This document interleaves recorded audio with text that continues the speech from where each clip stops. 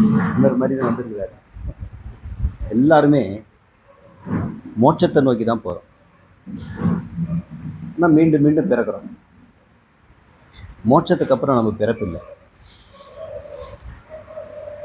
மோட்சம்னா என்ன அப்படின்னு முதல்ல தெரிஞ்சுக்கிட்டா தான் அது முதல்ல வேணுமா அப்படின்னு கேட்கணும். மோட்சங்கிறது விடுதலை. அதுக்கு எதிர்ப்பதம் பந்தம், கட்டுத்தலை. நம்மலாம் உடம்புல கட்டை போட்டிருக்கிறோம். இந்த உடம்புக்குள்ளேருந்து வெளியே போக முடியல. இந்த உடம்புக்குள்ளே ஏன் வந்தோன்னு தெரியல. நம்ம கேட்டு உள்ள வரல. நம்ம இந்த உடம்பை விட்டு வெளியே எங்கே போவோம்னு தெரியல. போன பிறகு முன்னாடி எந்த வீட்டில் போய் விழுவோம், எந்த சரீரத்தை விழுவோம்னா நமக்கு தெரியாது. இப்படி எத்தனை முறை நம்ம உடம்பு விட்டு உடம்பு மாறி இருக்கிறோன்னா அதுக்கு எண்ணிக்கையே இல்லை.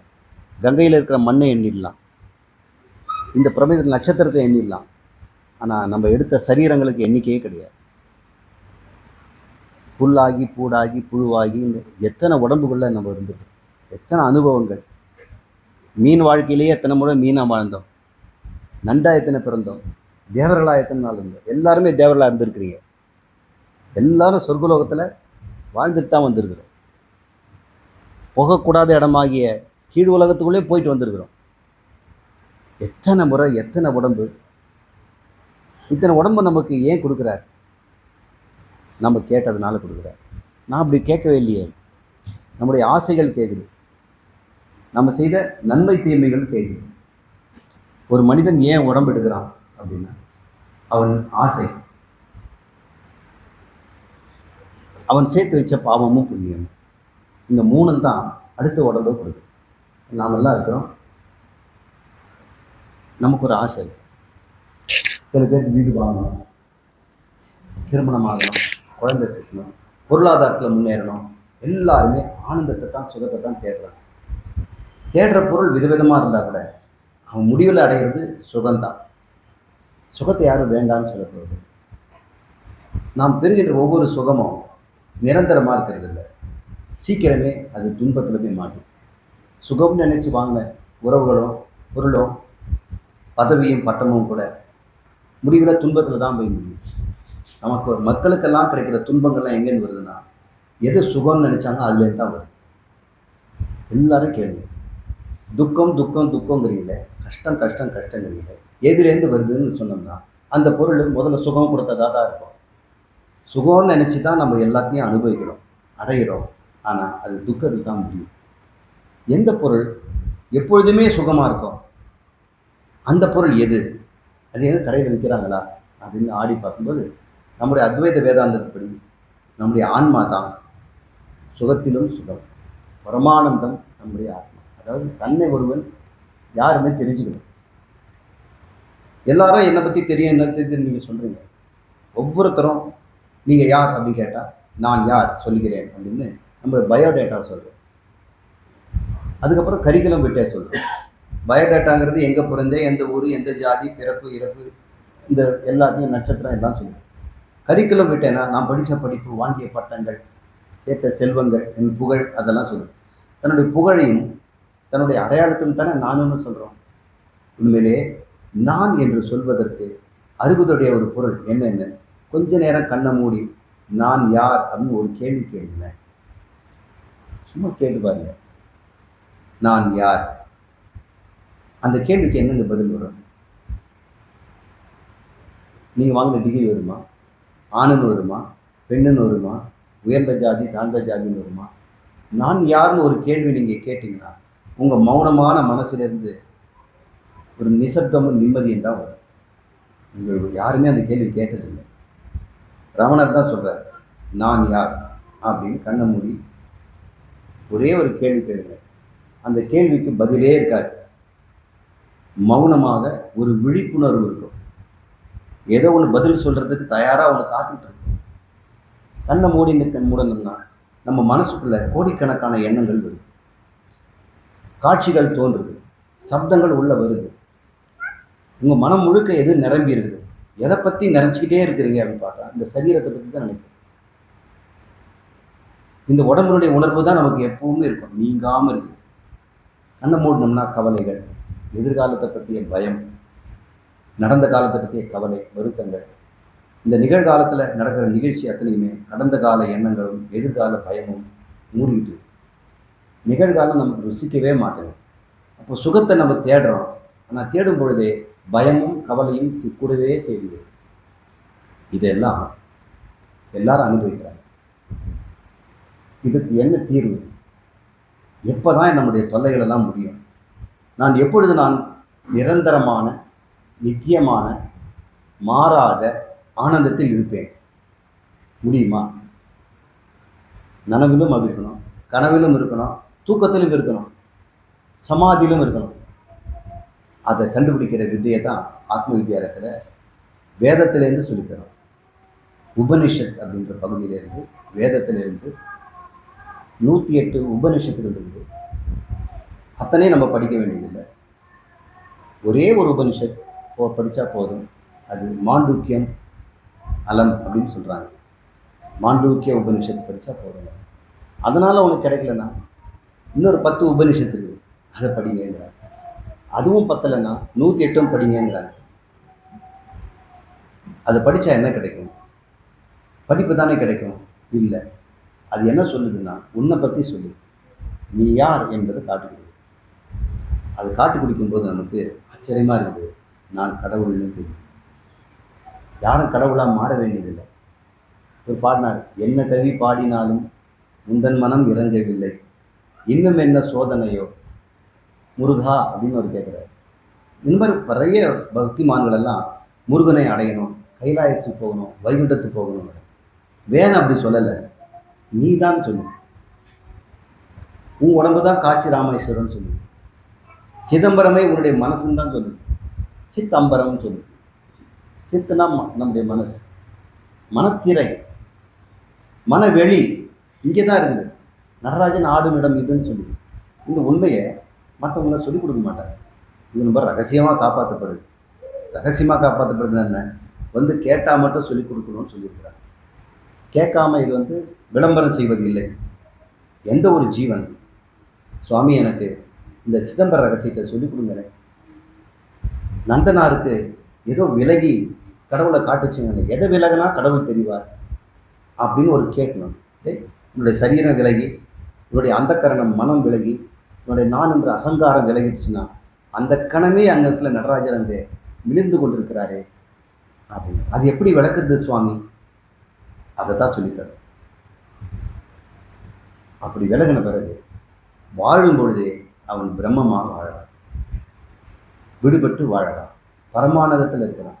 இந்த புகழோ பொருளோ உறவுகளோ சொந்தங்களோ பந்தங்களோ கட்டிய கட்டடங்களோ எதுவுமே அவனுக்கு சந்தோஷம் தர வேண்டிய அவசியம் இல்லாமல் இருக்கும். தரும், ஆனால் அதனுடைய சார்பு இல்லை. இது எல்லாம் அதை சார்ந்து இருக்கிறாங்க. புகழை சார்ந்து இருக்கிறாங்க, பணத்தை சார்ந்து இருக்கிறாங்க, உறவுகளை சார்ந்து இருக்கிறாங்க, மற்ற கொடுக்குற அன்பை சார்ந்து இருக்கிறாங்க, மதிப்பை சார்ந்து இருக்கிறாங்க. ஆனால் சம்பத்தானவனுடைய மகிழ்ச்சிக்கு அவன் யாரையும் சாரவில்லை. அந்த பகவான் கிருஷ்ணரே நின்று உனக்கு ஏதாவது பதவி தர வரியா, இந்திரலோகத்தில் இந்திரனா இருக்கிறியா? வேண்டாம் சாமி, நான் பரம திருப்தியில் இருக்கிறேன் அப்படின்னு சொல்கிறவன் தான் ஜீவன் முக்தி. வாழும் பொழுதே முக்தி அடைந்தவன். எந்த பொருளாலும் கிடைக்காத ஆனந்தத்தில் சொந்த பொருளால் அவன் அனுபவிச்சுக்கிறான். அவனுக்கு ஆனந்தம் கொடுப்பதற்கு உலகத்தில் ஒரு பொருளுக்கும் அருகதை கிடையாது. நீங்கள் கொண்டு போய் சம்பத்தானவன்கிட்ட ஒரு 10 சவரனுக்கு ஏதாவது ஒரு காப்பு கொடு, இதை வச்சுக்கிங்க அப்படின்னு சொல்லி ஒரு மண்ணை பார்க்குற மாதிரி பார்ப்பார். பார்த்தாரா இல்லை? அதுதான் முக்தின்னு சொல்கிறாங்க. ஜீவன் முக்தி. அது ஒன்றும் விரக்தியோ தோற்று போனதோ தோல்வியோ கிடையாது. அது மாபெரும் வெற்றி. இனிமேல் அவர் பிறக்கவே மாட்டார். என்ன தான் ஆச்சு அவருக்கு? சம்பத்தானந்தாக்குன்னா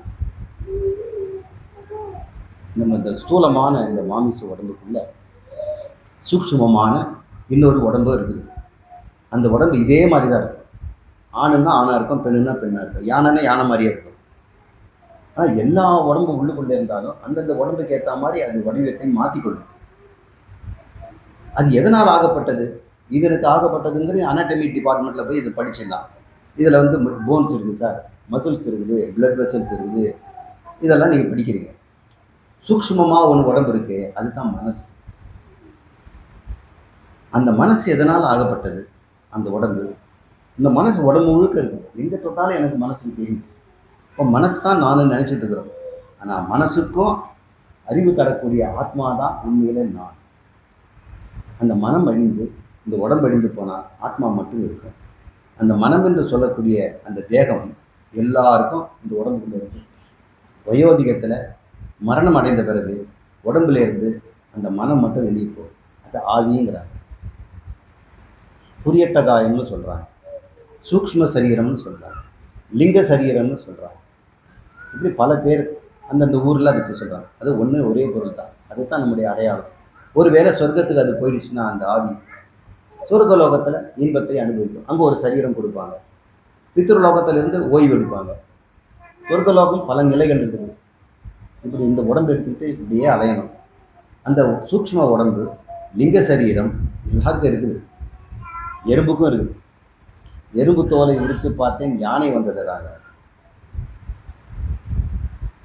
யானைக்குள்ளே என்ன இருக்குதோ அது எறும்புக்குள்ளே இருக்கு தான் அவர் சொல்றார் கண்ணதாசன்.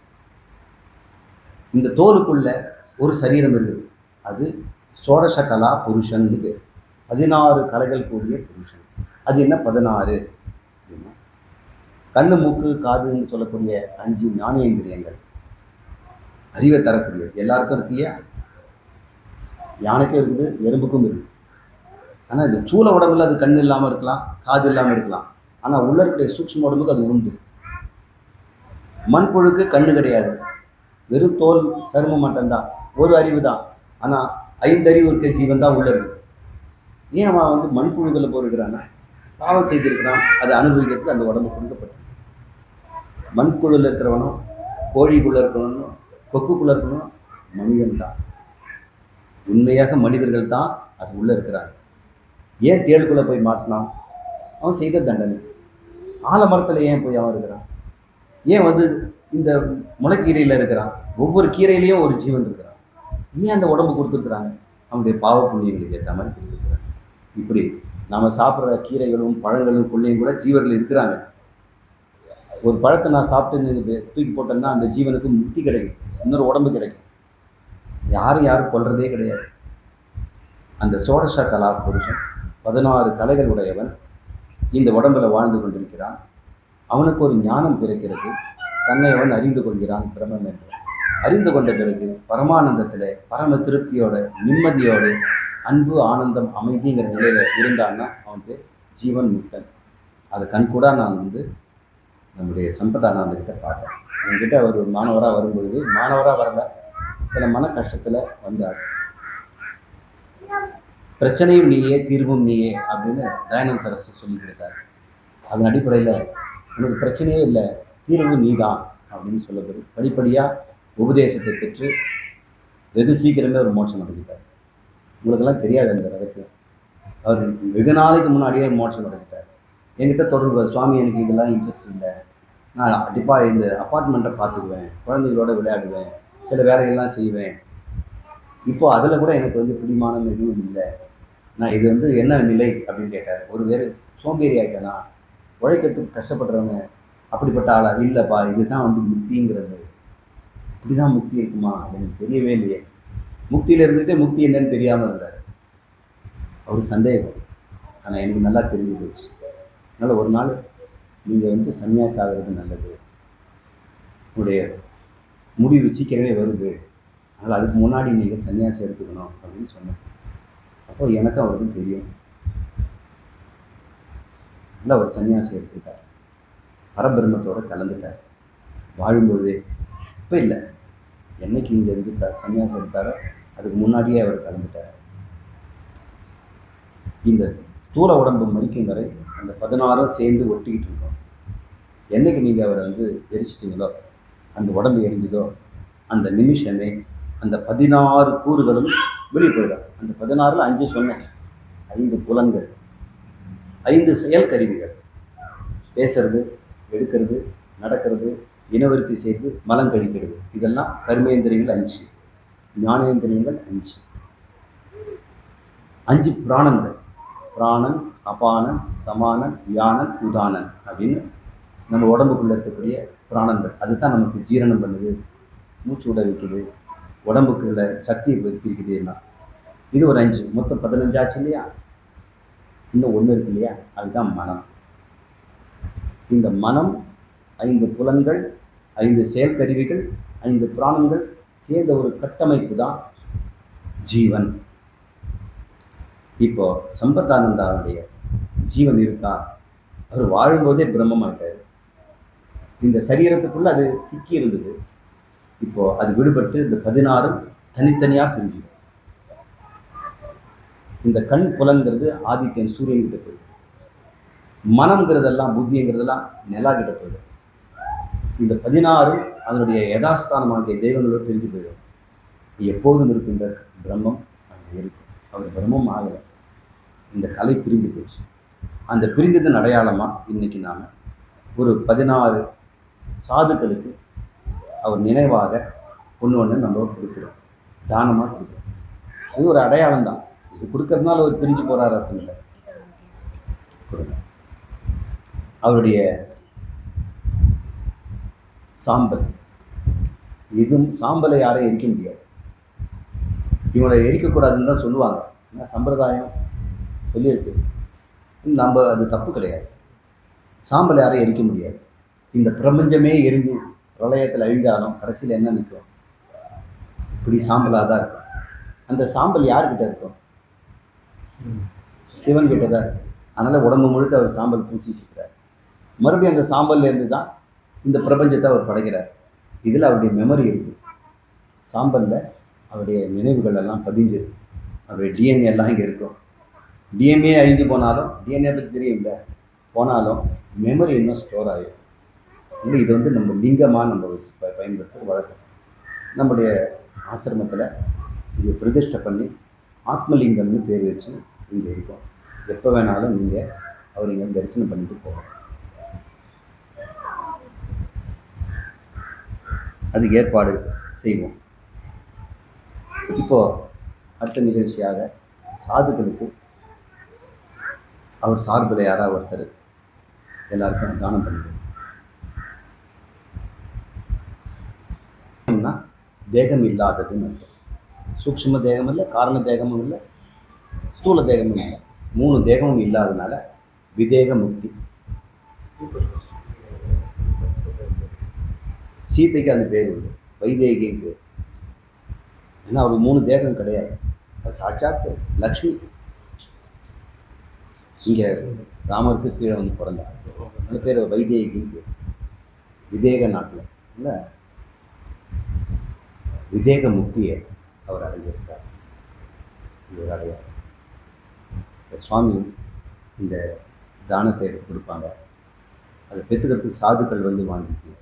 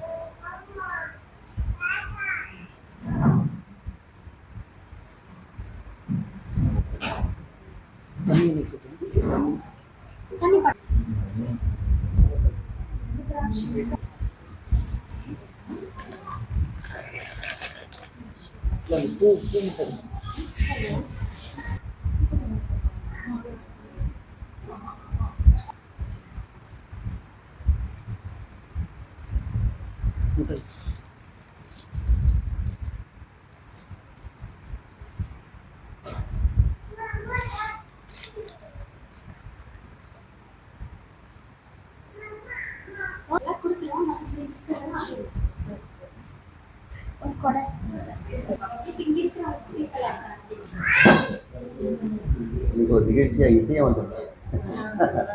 இது ஒரு எதிர்பார்த்து தீவிரநேரில் தான் நம்ம இருக்கு. நம்ம ஆசிரியர்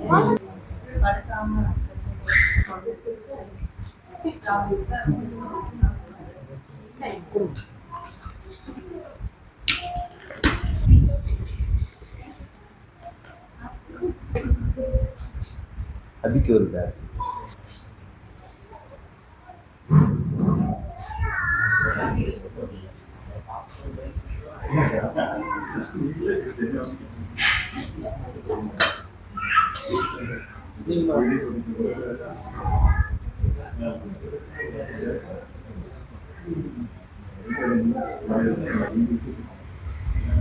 இப்போ எங்கே இது வச்சிருக்காருங்க சர்வீஸ். அன்பு, சக்கரை பாக்கெட்.